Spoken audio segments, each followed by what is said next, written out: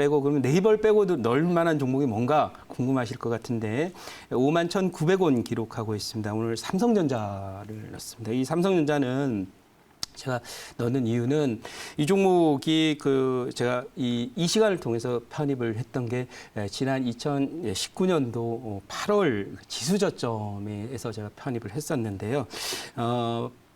저점을 치고 난 다음에 편입을 했었습니다. 근데 자리 자체가 이제 기술적으로 완벽한 자리에 들어왔다라고 보고 있거든요. 지난번 여기서 이제 코로나로 급락을 했었고요. 더블 바텀을 만들고 오르는 척 했는데 이번에 꽉 밀었습니다.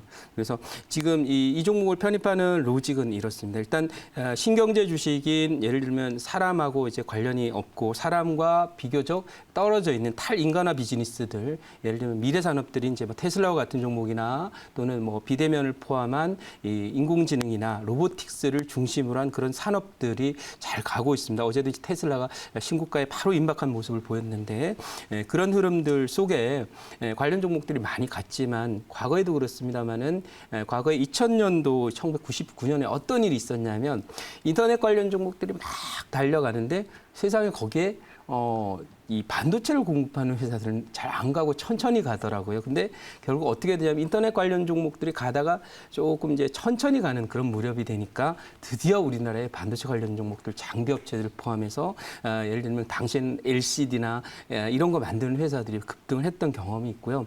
그런 관점에서 오늘 삼성전자의 자리는 사실 이제 제가 농담 비슷하게 말씀드립니다만 이 대한민국에서 삼성전자의 주식 투자자로서의 삼성전자의 의미는 본전하기 위한 주식이다. 이 종목은 본전만 하면 되는 주식이다. 왜냐하면 배당이 꾸준히 분기당으로 나오기 때문에 지금 은행에 가면 이제 뭐 물론 은행에 가면 장점이 있죠. 뭐 쉬는 날인 토요일, 일요일에도 수익이 나니까요. 왜? 그날도 이자는 발생하니까요.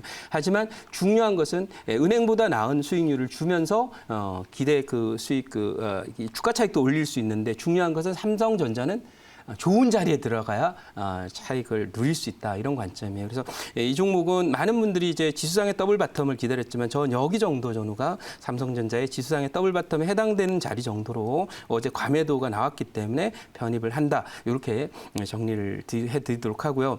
어쨌든 최근에 이제 서버라든지 빅데이터 시장이 되고 또 언택트를 포함한 많은 사람들이 이제 온라인이라든지 또는 사람의 손이 덜 닿고 사람의 활동이나 사람의 어떤 작업이 덜 필요한 방식으로 그 산업들이 발전하고 거기에 대한 수요가 늘어나다 보니까 당연히 이제 서버나 이런 부분에 대한 투자가 많이 늘어나면서 요즘에 미국에서도 인텔이라든지 이런 종목은 어제 사실 빠지지 않고 그냥 바로 올라왔거든요. 근데 우리 삼성전자만 어제 SK 하이닉스와 함께 급락이 나왔다가 오늘 이제 어제 고가를 돌파 시도하고 있는데 저는 당연히 지금 이 위치를 보면은 삼성전자의 지금 있는 위치와 인텔의 자리는 어디인지 잠깐만 보도록 하죠. 인텔은 어디 있을까요? 미국의 이제 인텔입니다. 한번 보도록 하겠습니다.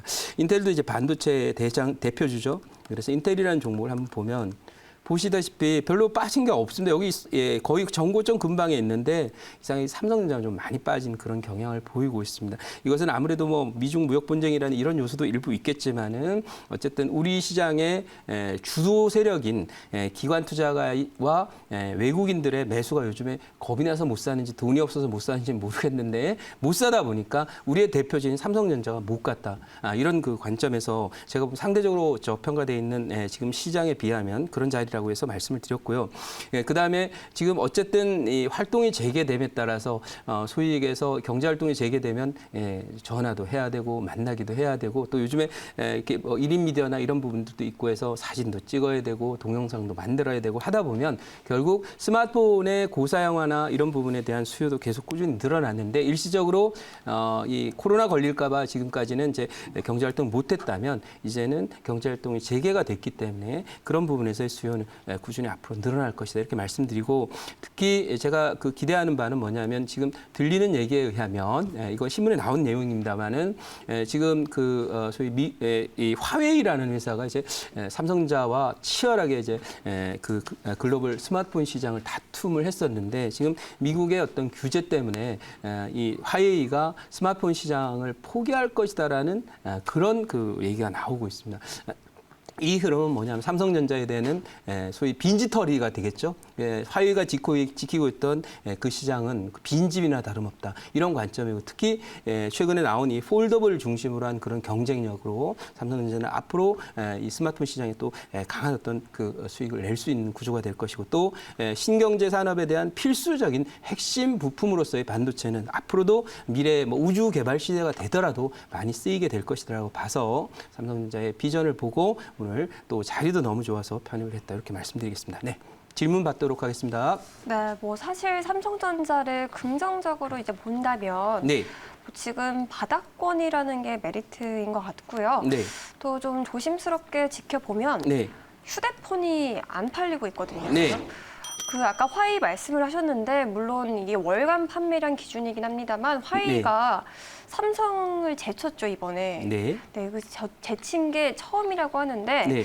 화웨이도 아까 말씀하셨던 것처럼 지금 엄청난 규제를 받고 있단 말이에요. 근데 네. 그럼에도 화웨이가 1등을 했다는 건 네. 역설적으로 좀 삼성의 휴대폰 판매가 심각할 정도로 떨어진 게 아닌가 하는 염려가 드는데요. 네. 혹시 이 부분은 네. 어떻게 생각하실까요? 그게 이제 시장을 통째로 봐서 그렇습니다. 왜냐하면 최근에 경제 활동을 먼저 시작한 나라는 중국이거든요. 그렇죠. 네, 그러니까 중국에서 스마트폰 판매량이 많이 늘었겠죠. 그쵸. 삼성전자의 주요 대상 시장은 뭐 유럽이라든지 그렇죠, 미국이라든지 인도라든지 이런 데는 지금도 이제 그렇고요. 그래서 이제 막 열리기 시작했으니까 오히려 삼성전자는 이제부터 진격이 시작이다 이렇게 말씀드릴 수 있겠고 화웨이는 이제 그 규제 때문에 어쨌든 말씀드린 대로 향후의 미래 산업에서 통신 장비 시장과 아마 스마트폰 시장을 의사결정을 해야 될 거라고 보고 있습니다. 왜냐하면 핵심적인 최신 사양의 스마트폰에는 반드시 최신 사양의 반도체가 들어가야 되는데 인텔도 안 주거든요. 그럼 이제 방법이 없는 겁니다. 그 산업에서는 아무튼 나와야 되지 않을까 하는 그런 생각을 저는 갖고 있습니다. 여기까지 말씀드리고 추가 질문 받겠습니다. 네. 그 미국이 이제 요 기준금리를 미연준에서 2022년 말까지는 0%대로 유지하겠다는 그런 발언을 했는데요. 그렇다면 한국은행도 기조가 그때까지 현재 0.5% 기준금리를 유지할 것으로 전망이 됩니다. 그러면 이제 시중에 과연 은행에다가 돈을 넣었을 때 과연 돈이 될 것인가? 저는 돈이 썩는다라고 생각하는데요. 근데 지금 최근에 우리나라 사람들이 코로나로 인해서 경제가 좀 불안하니까 은행에다 돈을 저축한다고 하죠. 그런데 이런 시점에 있어서 그럴 바에는 삼성전자를 사는 게 낫지 않겠는가? 네, 맞습니다. 왜 그런가? 지금 앞으로 지금 제4차 산업혁명의 실질적인 수혜주는 이제 삼성전자가 가장 수혜를 입는다고 하는데 지금 주가가 안 가고 있지만 나중을 본다면 그 돈을 은행에다 넣을 바에는 차라리 삼성전자 1,000억을 넣어가지고 100억을 넣어서 그 돈을 뭐 빌딩 투자하지 않고 3년 후에 이게 뭐 한 20%만 올리더라도 큰 대박이 아니고 소위 말해 대박 아니겠습니까? 그런 점에 대해서 어떻게 생각하시는지 충분히 말씀을 하신 대로 이제 삼성전자의 배당 수익률만 해도 은행 이자의 2배쯤 됩니다. 세후 기준으로. 그리고 또 하나 이제 말씀드리고 싶은 거는 이 PR이라고 하는 것을 이제 여러분들 미국 국채도 그렇고 우리나라 그 채권 10년물 채권 금리가 미국의 경우에 0.9%쯤 되거든요. 그래서 그걸 퍼로 계산하면 혹시 계산해 보셨습니까? 퍼로 계산하면 100입니다. 100이 되어야만 이 채권의 미국 국채 10년물 채권의 퍼는 100인데 삼성전자의 올해 예상 퍼는 13.